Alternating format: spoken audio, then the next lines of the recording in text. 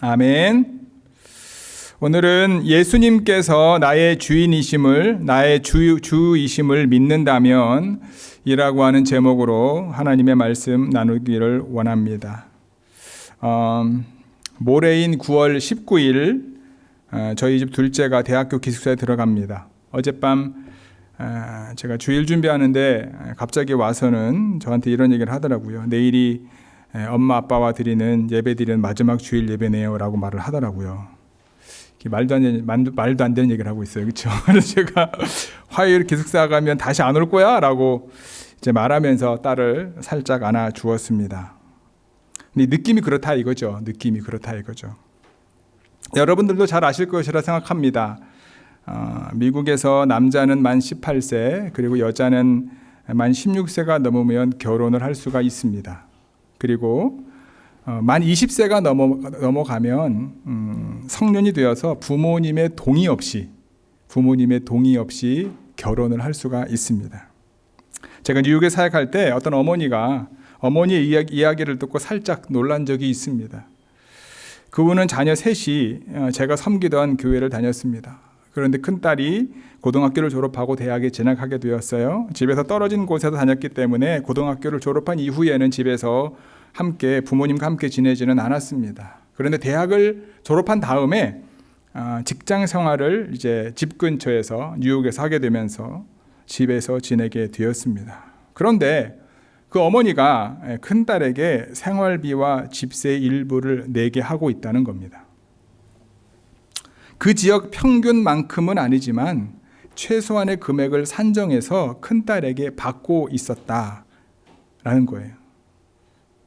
여러분들도 그렇게 하시나요? 진정희 집사님, 네, 아주 크게 말씀해 주셨는데, 제가 처음 미국 온 지 얼마 안 됐을 때잖아요. 2008년에 왔으니까 2009년, 10년도에 이 얘기를 처음 들었는데 제 마음속에 어떻게 자녀인데 라는 생각을 가졌습니다.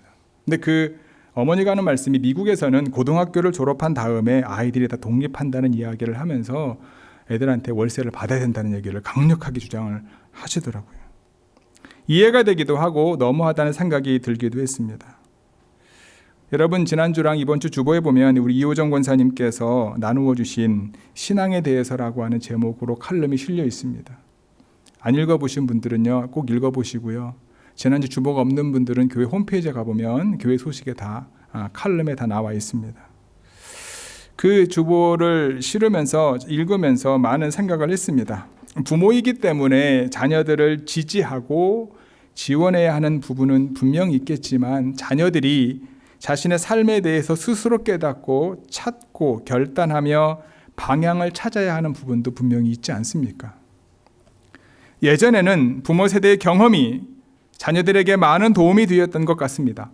어떤 중요한 결정을 내릴 때 부모님 또는 인생의 선배들이 경험에서 우러나오는 조언이 올바른 결정을 내리는데 중요한 요소가 되었던 것 같습니다. 저 때도 그랬습니다. 그런데 여러분, 요즘은요, 정말 도움이 될까? 라는 생각을 들을 만큼 너무 시대가 달라졌다라는 거예요. 부모 세대가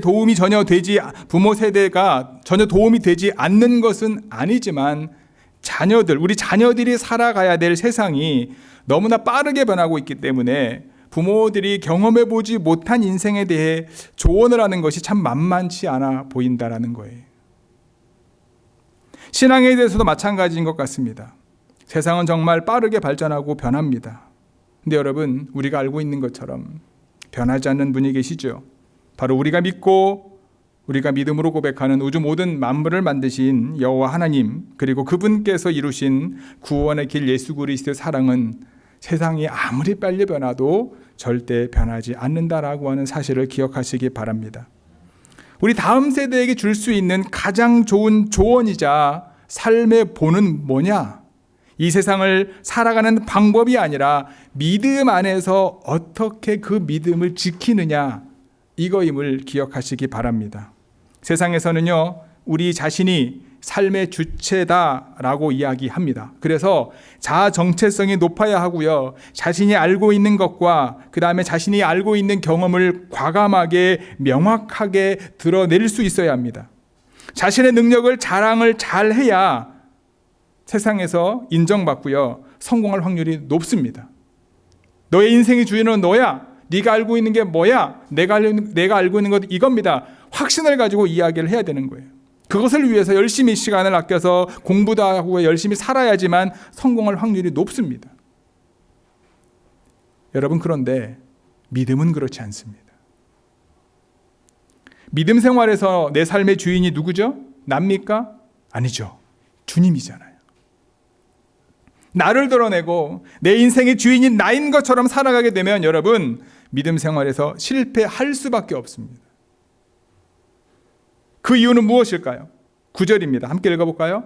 시작. 9절 말씀 시작. 이를 위하여 그리스도께서 죽었다가 다시 살아나셨으니, 아마 없나 보죠. 곧 죽은 자와 산 자의 주가 되려 하심이라. 바로 예수님께서 우리를 핏값으로 우리를 사셨기 때문이다. 믿음 안에서 우리의 주인은 누구냐? 우리가 아니라 바로 주님이시기 때문이다. 이것이 믿음 밖에 있는 사람들과 믿음 안에 있는 사람들과 다른 점이다라는 거예요. 비록 같은 세상에 살고 있지만 믿음을 가지고 있는 사람들은 믿음의 눈으로 볼 수 있는 삶을 살아야 한다는 겁니다. 좋은 교회 성도 여러분, 여러분들에게 믿음이 있습니까? 예수님께서 여러분들을 죄값을 위해 십자가에서 죽으셨고 사망 권세 이기시고 부활하신 그 사실을 여러분 믿으십니까? 하나님께서 우리에게 주시는 이 믿음으로 사는 좋은 교회 모든 성도 여러분들이 되시기를 주님의 이름으로 간절히 축복합니다. 오늘은 아까도 말씀을 드렸던 것처럼 예수님께서 나의 주이심을 믿는다면 이라고 하는 제목으로 말씀을 나누기를 원하는데, 예수님께서 나의 주이심을 믿는다면 첫 번째 뭐냐? 믿음이 연약한 자를 받아야 합니다. 같이 읽어볼까요? 믿음이 연약한 자를 받아야 합니다. 1절입니다. 같이 읽겠습니다. 시작. 믿음이 연약한 자를 너희가 받되. 아멘. 본문에서 믿음이 연약한 자는 어떤 특정한 일을 행하는 데 있어서 확신이 약하다는 거예요. 즉 그리스도인으로서 어떻게 살아가야 하는지 잘 모르거나 안다 하더라도 그것을 어떻게 실천해야 되는지 모르는 사람을 가리킵니다.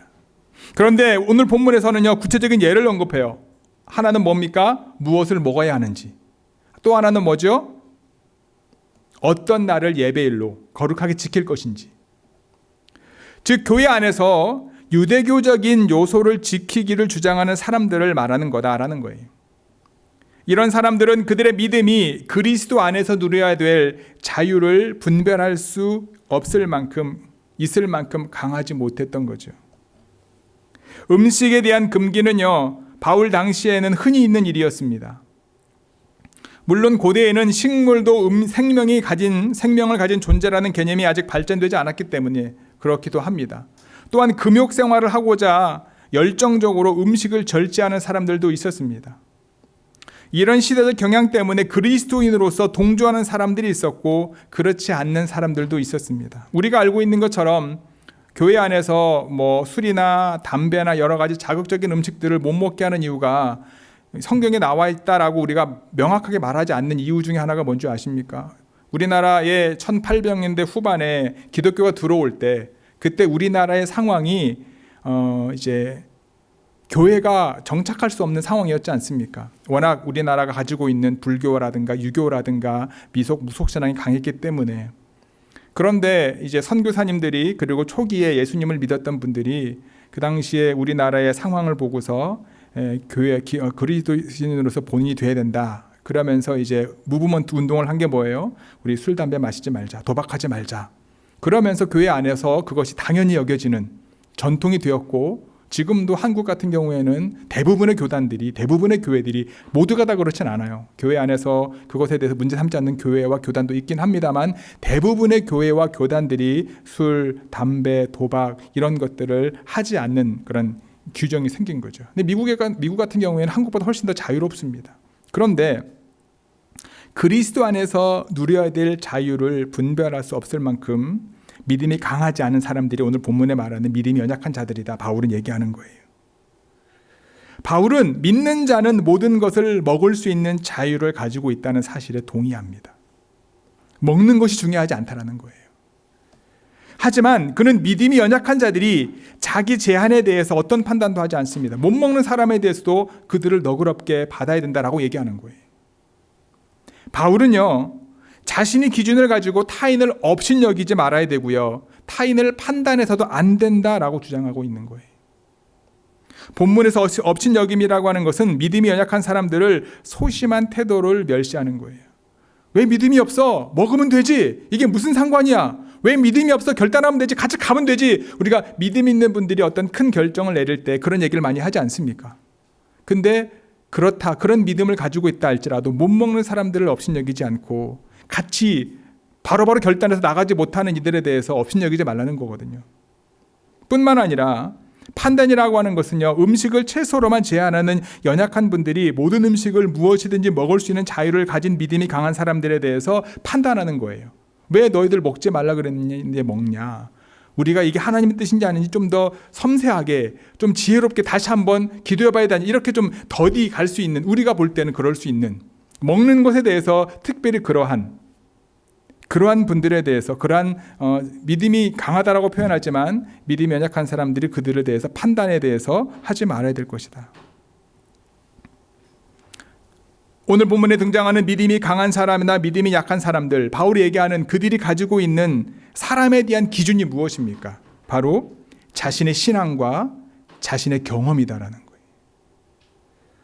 그들이 상대방을 업신여기고 상대방을 판단하는 것은 자신의 신앙의 기준과 맞지 않고 자신의 신앙한 경험과 다르기 때문이다라는 거예요. 하지만 바울이 이야기하는 기준은 무엇입니까? 바로 하나님의 기준이죠. 왜 그렇습니까? 하나님께서 믿음이 연약한 자와 믿음이 강한 자를 뭐 했기 때문에? 받으셨기 때문에. 즉 서로 업신여기거나 비판해서는 안 된다는 거예요. 오히려 서로를 받아들여야 된다. 바울은 그렇게 강력하게 이야기하고 있다는 거예요. 특히 오늘 본문에서 말하는 너희는 바로 믿음이 강한 사람들입니다. 왜냐하면 강한 사람들은 음식에 관하여 이전의 구약 성경의 규례를 문자적으로 지키기를 거부하고 어떠한 음식을 먹든지 자유로웠기 때문에, 내 믿음 변함이 없었기 때문에 그들에게 강하게 권면하는 거예요. 믿음이 강한 자들에게 믿음이 연약한 사람들을 환영하고 영접하고 친절하게 대해야 된다. 그렇게 말씀하고 있는 거예요.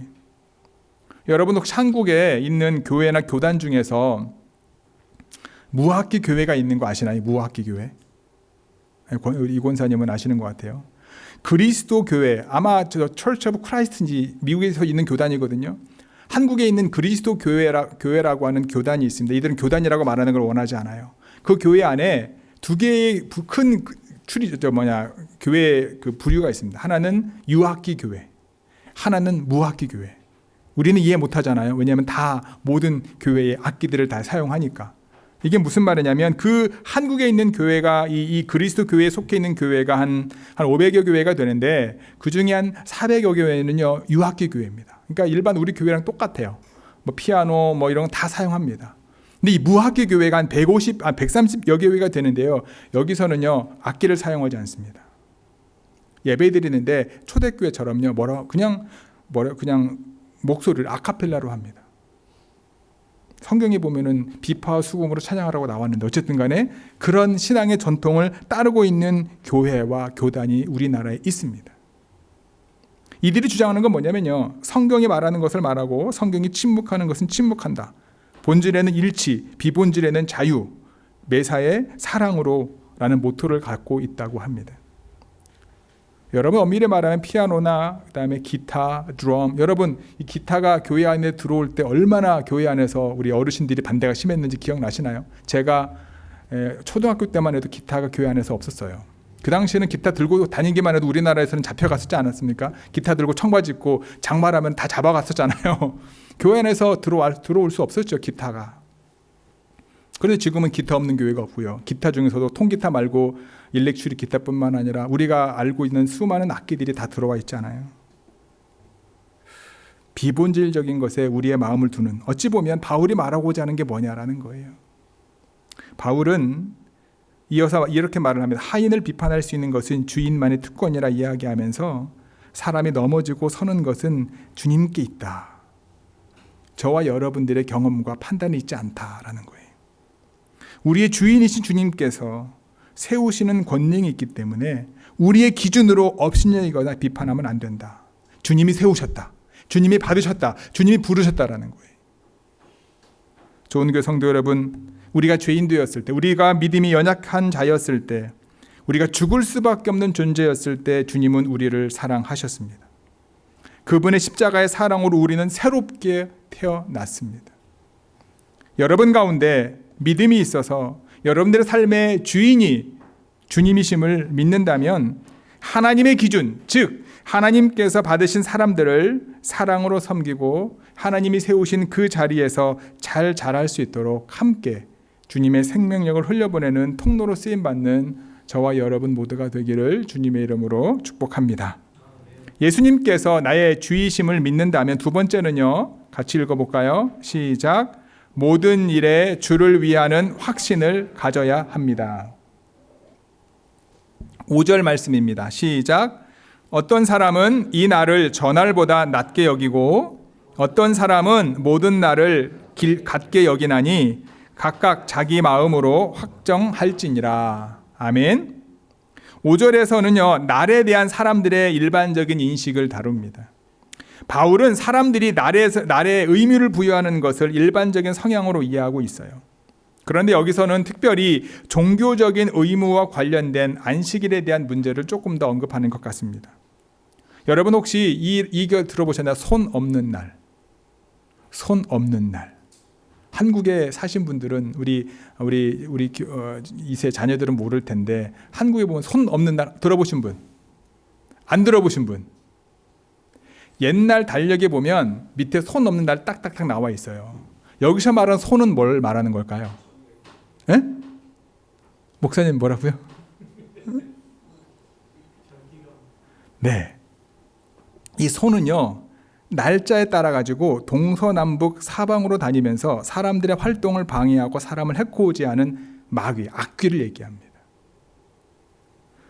이 손 없는 날은요, 이 손이 없는 날, 악귀가 없는 날이에요. 날짜에 따라서 손이 있는 방향이 있기 때문에 뭐 몇 날 며칠은 어느 방향에 있고 며칠은 어느 방향에 있고 며칠 어느 방향에 있는데 9가 들어가는 요 날짜하고 0이 들어간 날짜는 손이 없는 날이라고 합니다. 저 찾아봤어요. 이날에는 무슨 일을 해도요, 해를 당하지 않는다고 믿었기 때문에 이사, 개업, 결혼 이런 중요한 행사는 손 없는 날로 했습니다. 근데 신기한 게 뭔지 아세요? 이걸 모르면 상관이 없어요.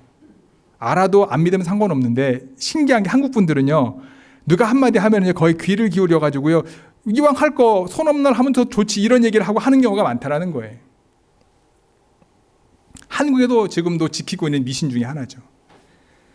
이렇듯 모든 인류 사회는 여러분 길일, 좋은 날, 흉일, 안 좋은 날을 구분해 가지고 날들의 의미를 두고요, 좋은 날에 뭔가 하기를 원하는 것이 한국뿐만 아니라 많은 인류 사회 속에서 있는 거죠.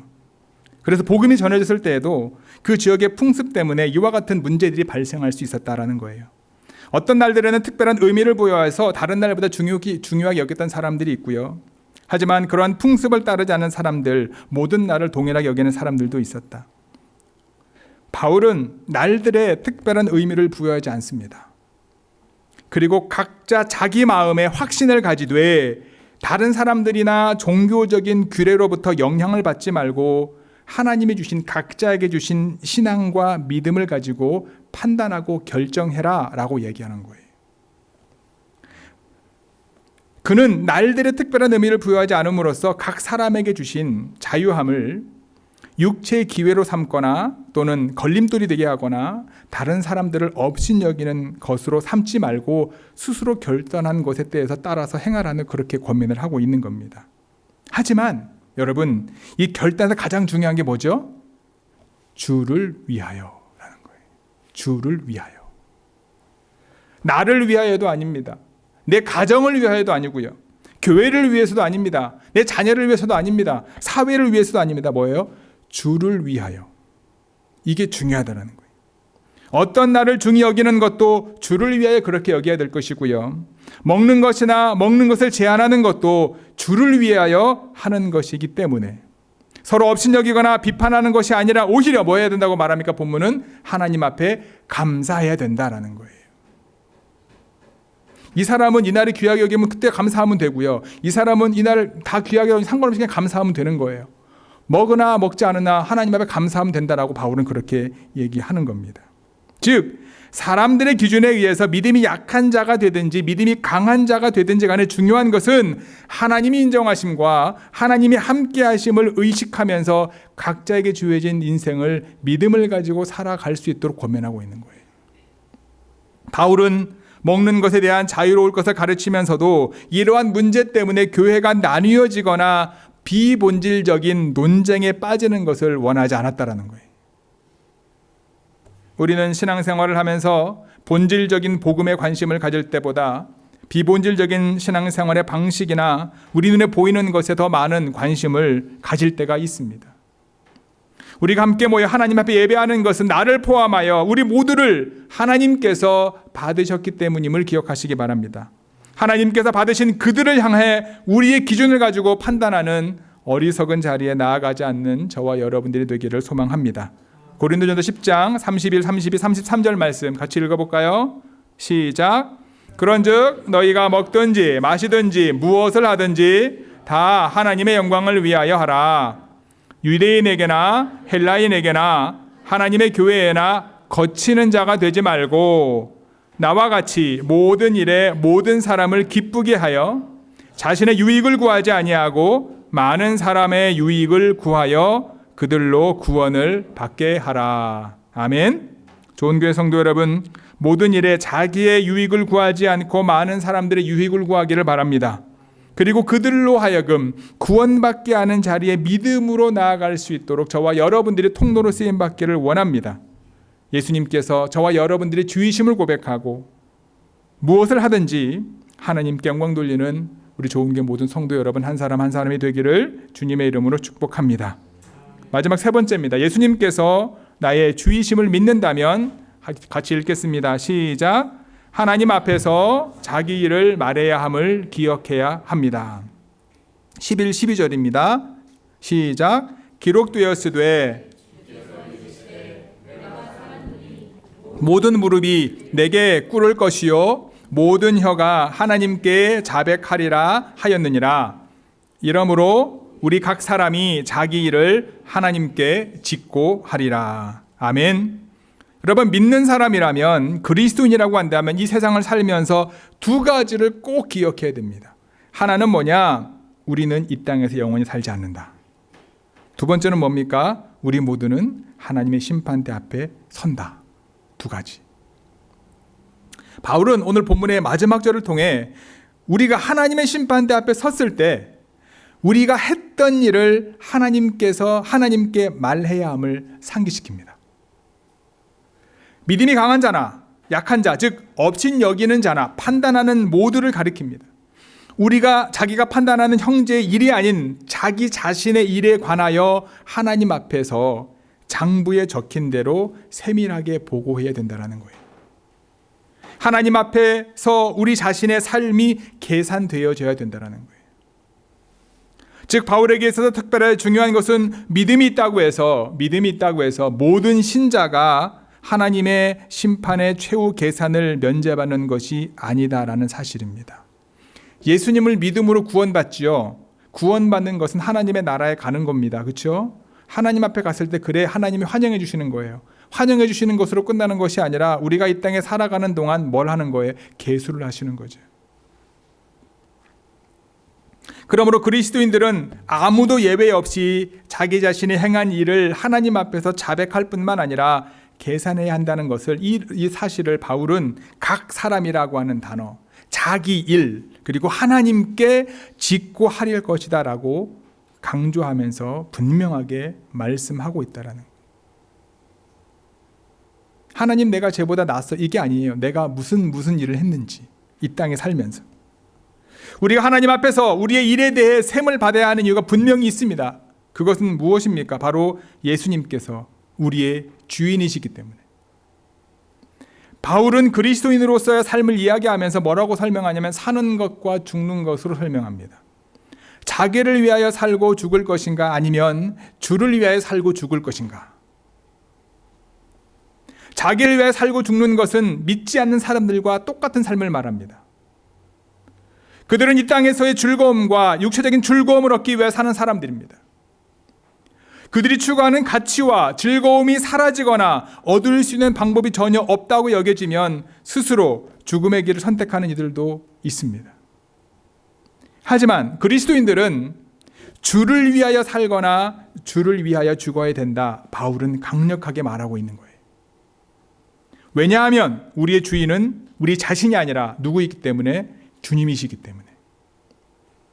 예수님께서 이것을 위해 죽으셨기 때문에, 예수님께서 죽은 자와 산 자의 주가 되시기 위하여 다시 부활하셨기 때문에 분명히 우리의 주인이 주님이심을 말씀하고 있다는 거예요. 바울은 마태복음 10장의 말씀을 인용하는 것처럼 여겨집니다. 자기 목숨을 얻는 자는 잃을 것이요, 나를 위하여 자기 목숨을 잃는 자는 얻을 것이다. 그는 주를 위하여 죽는 것도 유익하다라고 고백했습니다. 바울은 로마교회 성도들에게 이러한 삶의 원리들을 권면하면서 자신의 삶에, 우리가 바울의 어떤 로마서뿐만 아니라 그 서신서에 보면 이와 같은 이야기들을 너무나 많은 여러 번 고백하고 그러한 삶을 살았음을 잘 알고 있습니다. 좋은 교회 성도 여러분, 예수님께서 여러분들의 삶의 주인이심을 정말 믿으십니까? 여러분들의 자녀들이, 여러분들의 친척들이 정말 예수님이 그들의 삶의 주인이심을 믿기를 원하십니까? 하나님께서 그 믿음을 먼저는 저와 여러분들에게 두셨음을 기억하시기 바랍니다. 그렇다면 어떻게 해야 되지요? 믿음이 연약한 자를 받아들이는 일에 주저해서는 안 됩니다. 모든 일에 대하여 여러분 주를 위하여 하고 있는지를 늘 점검해야 합니다.